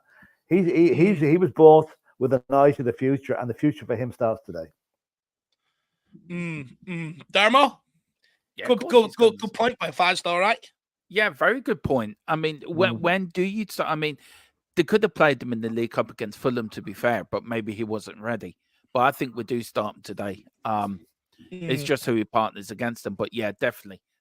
We Tottenham's motto today is to do. We've always promoted youngsters during the years. You look at Birkinshaw, he brought in Mickey Hazard. He brought in the youngsters there. Bill Nick did the same in the 60s. Arthur Rowe did the same in the 50s. Bring in youngsters. That's what we've always had, a good academy. Ferguson set the benchmark so high with the class of 92. You can do it with the right manager, the right coaching, and the right mentality and the right atmosphere in the club. You can bring a load of kids in and they can do a job for you. They have no fear. All they want to do is play football, play for the shirt, and play for the fans. They're not like the older professionals that are there. Some of them are there just for the money. These kids want just to play football. Give them a chance. Put them in. If Philip was playing, I would pick Philip today. If Philip was a young lad, I would pick him today. I would bet him into that Tottenham line. We're not that hard up, Dermot. We're not that hard up. If I had to, if I was Ange and you and Dave were youngsters, I would pick you two as centre backs, Dave and Philip. That'd be a good centre back partnership, Dave, wouldn't it? You'd have to do the majority of the running, Philip. I'll do all the smashing. You can do all the cleaning up. Batman and Robin. I don't know who wants to be Robin, but one of you can be Batman. But Batman and Robin, the pair of you. I'll tell you, I don't think they'd have an easy day. That's for sure, Darm. I'll definitely take I that. Think they would. You would bash them out of the way, Dave, and Philip would just thinking it's not unusual to them. So you're a great combination. You know, we'd be more like the Del Boy and Rodney version of Batman and Robin. Absolutely love it. A big up Faz Radfar. I definitely agree with that, my man. If we don't give him an opportunity, when will we? Absolutely spot on. I mean, ma saying just because I'm my favorite son, it does not mean she'll cook me. Come on, man. You know it does. You know it does. I'll be around there tomorrow. And there'll be a fire up on the table. Mrs. Harris, me and Philip will be with Dave tomorrow as well. So we look forward to a nice breakfast. We'll be there as well. Yeah, we'll be there. She's cooking one for the whole of the Irish Hotspur crew. All the people out there, get your orders in, put them in there for the mother. But guys, just quickly, Jamie O'Hara has said he wants to see Højbjerg play at centre back. Do you think that's something we could see today? I think so. I think so. We could, but I don't think so. I doubt it. We could, I think we'll know in 1 hour's time. We'll know in 1 hour's time. I don't go along with this attitude of he's just a midfielder. He's a utility player. If you play for midfield, you've got to be prepared to play in defence as well. You've got to have many strings to your bow. I think Højbjerg will. It proved on Monday when he knocked that ball over the bar. His reaction said everything to me. His reaction is, I'm here. I want to play for the fans. I want to play for the shirt. I don't want to go anywhere. I want to do a job for Ange. He's bought into it. And to be fair to Dier, he hasn't moaned or complained when he hasn't been picked either. He's got on with it. He's trained. And to be fair to him, Dave, he has. And it seems a more together squad, this one. But I think Højbjerg, if you want a Danish destroyer, pick him, put him in centre back, because I'll tell you one thing, he'd be sitting down eating wolf's pie all day long. So big up my man Højbjerg. We know you can do it, son. The Danish destroyer. Come on. Speaking of Højbjerg, Mia just magically appears. It's like she's got a sense on it. Mia, let me know in the comments. Do you want to see Højbjerg at centre back today? Philip, where are you? I think I know the answer to that one. Yeah, but where are you at with it? Do you think that Postecoglou could pull a surprise, bench Dier, and go with Phillips and Højbjerg? Who knows? We could do. I'd be surprised if he did, but anything's possible. Like, whereas now, up to now, we've been used to our back four. It's been settled. It's anything but today, and it's really up in the air what happens. And I wouldn't be. I'd be surprised if he played Højbjerg, but it's quite possible. It could well do. It could well happen, but I don't think he will. Plenty of people asking me, am I available to play? Look, as soon as I finish this, I'm going to get full kit on, shin pads and boots. I'm ready for the call. Absolutely ready. Look, I wouldn't mind seeing Højbjerg there. I thought he'd done very well the other night, but like Phillips said, maybe that was just a needs must. But if Dier can move from centre midfield back to centre back, I definitely think Højbjerg can. Now, let's move on to Madison, of course. Not fit to play today, out until January. Very, very sad news on that yesterday. He's going to be an absolutely huge loss. Who's best equipped to take up that creative void left by Madison? Are we going with Lo Celso or Bentancur? And we'll start with you on this one, Philip. Yeah. Oh, God. My initial reaction would be, Bentancur. Oh, sorry, Lo Celso. At that time, he proved that he can do a job for us. But the more I begin to think about it, I think Ange could pull a surprise here. And he could maybe move Kulu into the number 10 role and bring on Gil Messi. Maybe not at the start, but there's sometime during that game, because I mean, apparently Gil Messi's been tearing it up in training. Yeah, he hasn't really had a chance to express itself on the pitch. But being conservative about it, it'd probably be Bentancur will play. But it'd be an interesting selection there. It's going to be an important selection. Otherwise, we're a bit lacking in the creativity stakes there without Madison. So we've got to have someone who can spray a ball around, and Bentancur can't do that. We know that. Dermo, where are you at with it? I see a lot of people maybe clamoring towards Lo Celso. I prefer Bentancur like Philip myself, but where are you with it? I could agree with you and just be the norm. I'm going to go for Lo Celso. I'm going to go against the Perry. I'm like a rebel without cause here. I'm going for Lo Celso and then bring Gil Messi in. Then I've been watching all the training videos. Gil Messi has been tearing it up this weekend. This week, to be fair, and I think play Kulu there. Me and Philip, we went through our predicted lineup, and we did discuss this playing Kulu in there. I even said put Sonny in that role and put Johnson. Would you play Gil there, Dermo? Do you know what? I would. I would. I think he's a cam. I think he's a cam. He is a future cam player. But I would also put Sonny in that position. I think Sonny can play in that cam role. Put Johnson up front and put Gil Messi and Kulu on the wings. That's what I do. And put Bentancur and Bissouma, or Bentancur and Papa Sarr, in the defending too, because we know Bissouma's on 1 year kind of away from suspension. So just keep him fresh for the after the international break. Put Bentancur and Sarr in that holding role, and put Sonny in that cam role, Johnson up front, Kulu and Gil Messi on the wings. I think the wings that will get our pace. We need pace on the wings today. There's your pace, Kulu and Gil Messi, and put Sonny in the middle. He can be a floater, and then put Johnson up front.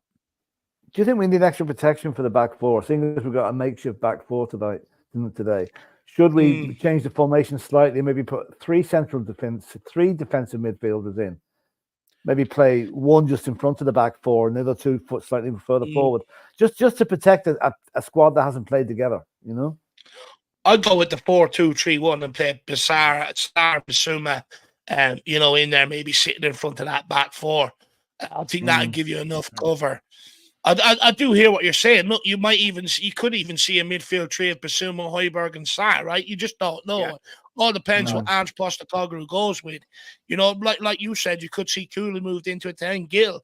Look, personally, I would go with Bentancur. Look, with Lo Celso, I haven't been impressed. Anyone can do it in preseason when there's no pressure on you, no one's pressing you, there's no challenges coming in. In the League Cup game, I thought he was piss poor, and his substitute appearances off the bench, I think, is being piss poor. And I haven't seen anything from the contrary that he has a desire to be here. So for me, I'll go with Bentancur, but that does depend on Bentancur's readiness, right? Is he ready to play 90 minutes? If he is, I'll put Bentancur in there, because before he went out injured last season, he was scoring a lot and assisting a lot. He has shown that he can play that creative side to his game. Plus, one of the things I love most about Bentancur is the amount of times he broke out the middle to go and press that football. That would fit right in with that front line and what they do. So I do think there's probably an opportunity for Bentancur to come in there today. However, it does depend on how fit he is. What I don't want to see is Lo Celso. I'm sick of turning to players that we brought in to turn around this mess in the first place and haven't done so. I'm sick of turning to them and expecting something different out of them when they play. It's not going to happen. So for me, on that basis, I would go with Bentancur to maybe try and fill in for Madison, the void that Madison leaving the creativity department. Now we've got.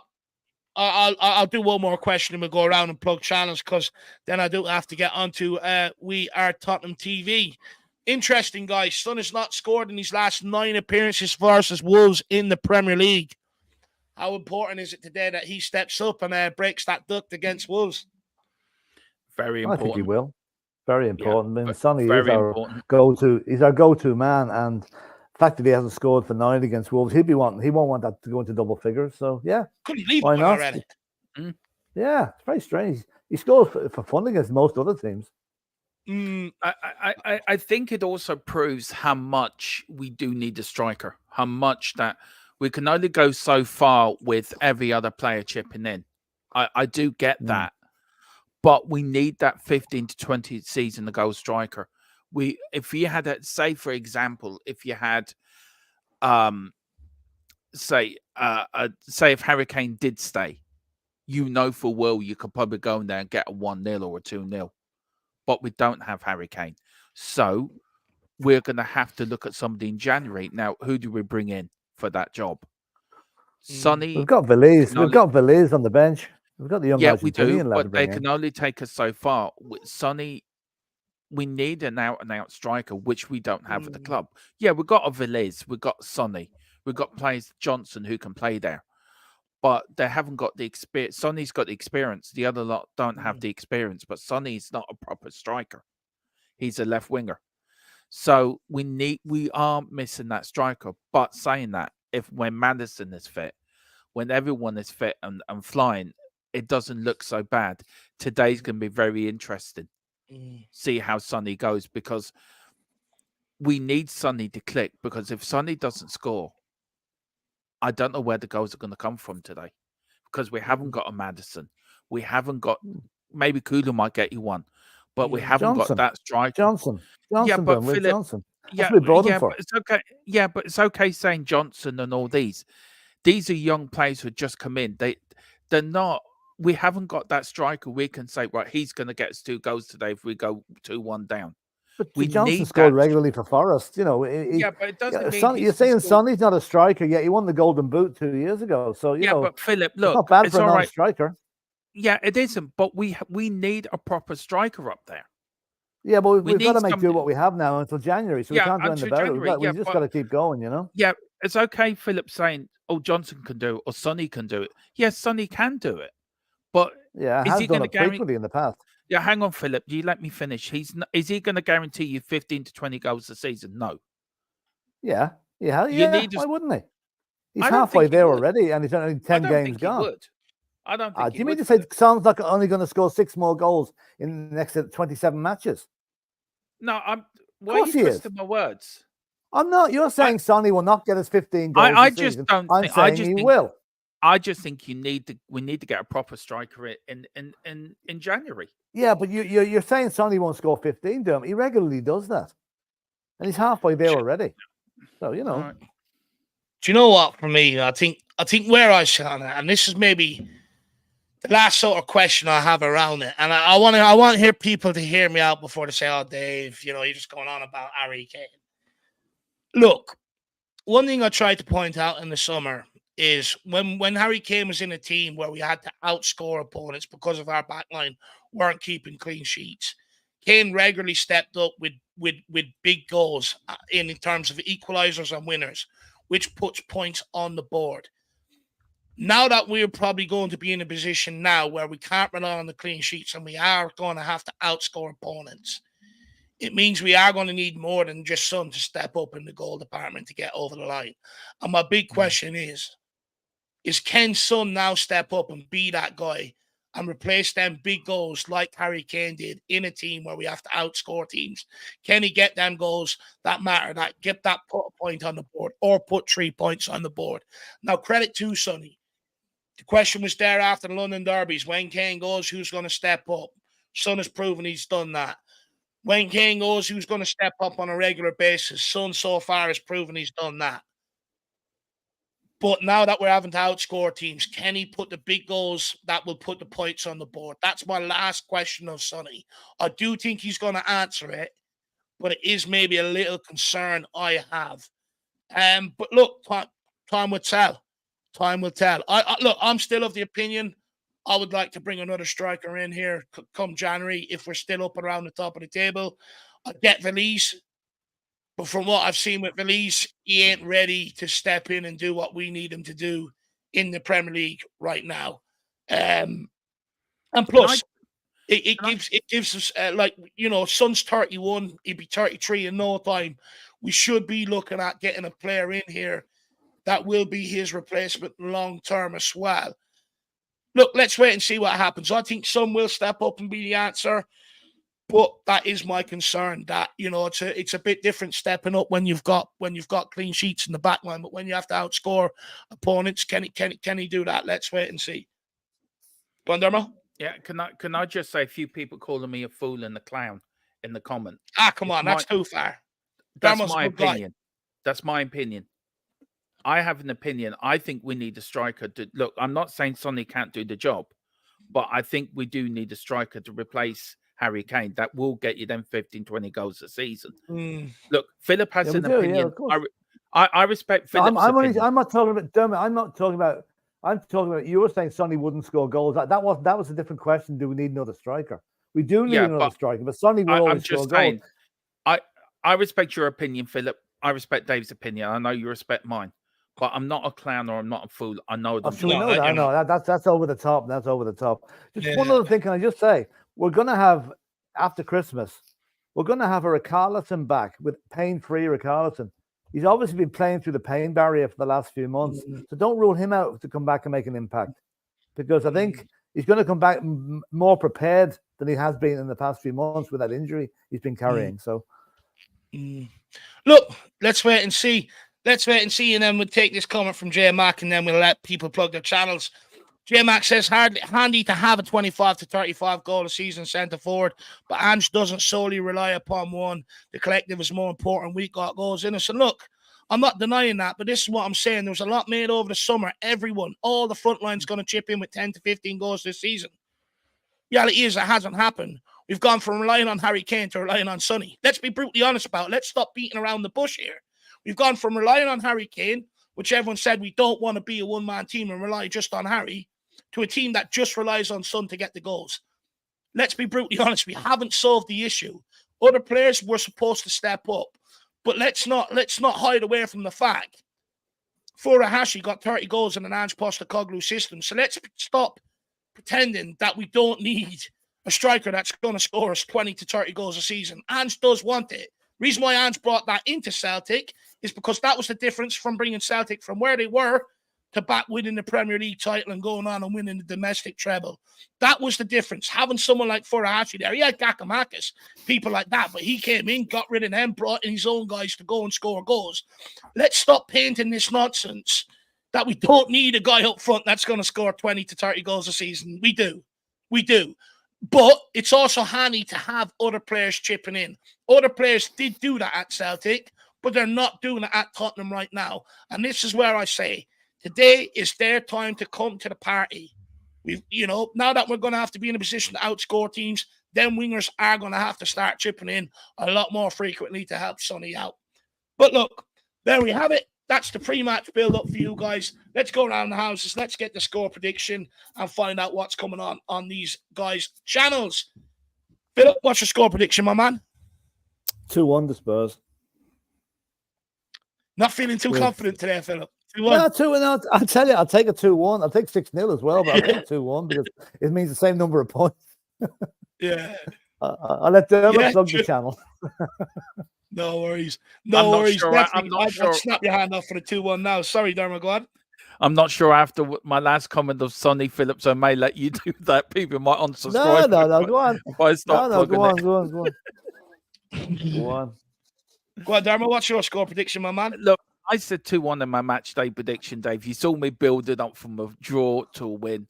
I'm even more delusional now. I'm going for 4-0. I'm sticking to it. It's going to be a 4-0 win for Spurs today. Look, I know I'm delusional. The Tron is here. He's been let loose. Tron Mania, that's what I call it. Tron Mania. Yeah, he's been let loose.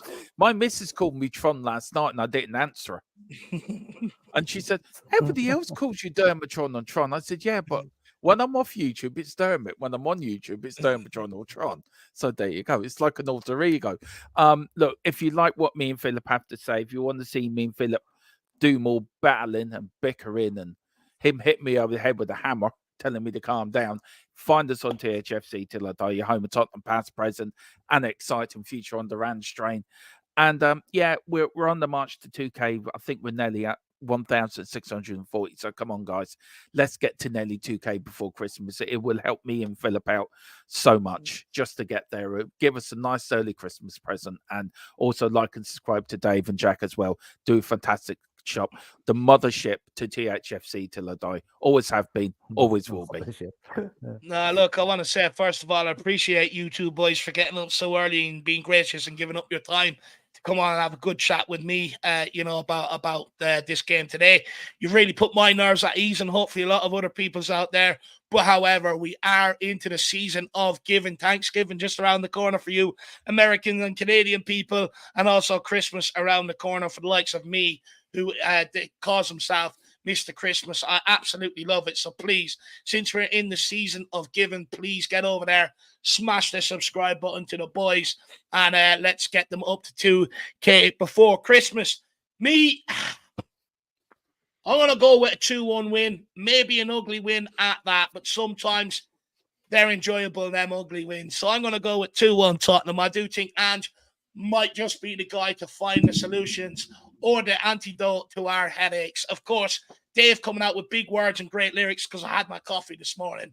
So, look, all I will say, last thing is make sure you get back, tune in to the watch along starting at 12 o'clock today. Big game ahead of us. We win, we can go back to first temporarily for a little while, which will be absolutely awesome. I want to say a massive thank you to Mia. Big up Mia, 13 months as a member. What an absolute legend. And by the way, please get over and check out Spurs Between the Lines as well. That's my coffee repeating on me now since I mentioned it. But check out Spurs Between the Lines. Me, another great contributor to the channel. Daxon G, really appreciate the support. KPV, member for 19 months. Absolute legend. Wayne Bonner, top man. Donovan Oosterreicher, what an absolute legend. Great questions as well. Adrian Chia, my man. Really do appreciate support. Hopefully the script is easy today. Moondog, my man, hopefully you get another win today as well. He got a nice win there last week with Kulu, first goal scorer, and hopefully we'll be sending that look to get the same again today. Also, Faz Radfar, really appreciate the support, man. And then we also have DDMKTHFC85. My God, that's an absolute tongue twister. He says, I apologize for calling you a fool. Oh, do you know what? Fair play.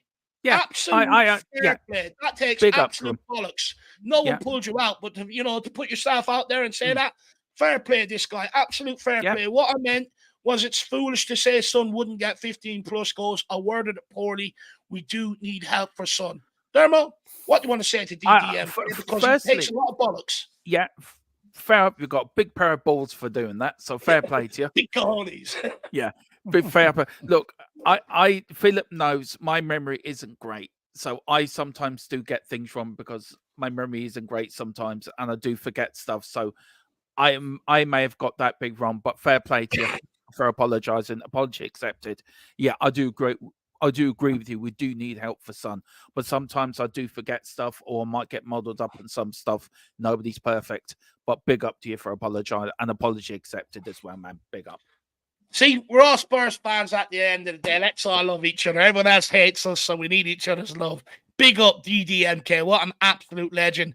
And then we're going to take this comment and we will end off before we get in trouble. He says it's Tron in the bedroom, Dermot. We know. I love your own man. I love your own man. Your man is brilliant as well for coming in this morning, but I love your own man. I can't wait to meet that man. He is a legend. Please, Dave, get him on YouTube. Please. He has to come on. I've asked him. He won't. He won't. He's worse than me. Please. Honestly, he's worse than me.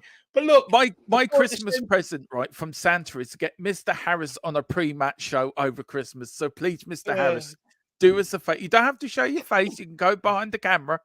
Please, just do us a favor. Have Harris Senior and Harris Junior on the same stream. I tell you, for me, that would be my Christmas, mate. Please, you got to do that. You got to. Honestly, he'd be better at this gig than me. And he also follows up saying, "I'm serious when I said 5'4". I'm sticking with that." I'd say he is. Well, look, what I will say to everybody is I'm going to end off before it descends into 18 plus content. I want to say a massive thank you to the two boys. A massive thank you to everybody who has, thrown in a lot of support behind the channel today. And a massive thank you to the 300 odd who have chose to watch us from 9 o'clock this morning up until now. Great dedication from the Spurs fans. Hopefully the team can replicate that today at the Monument and get over the line with all 3 points. See you back here at 12 o'clock. As always, come on, you Spurs. Come on, you Spurs. In the big Ange we trust. Choo-choo. Never stop. Choo-choo. All above the Ange train. Choo-choo. Everywhere we go.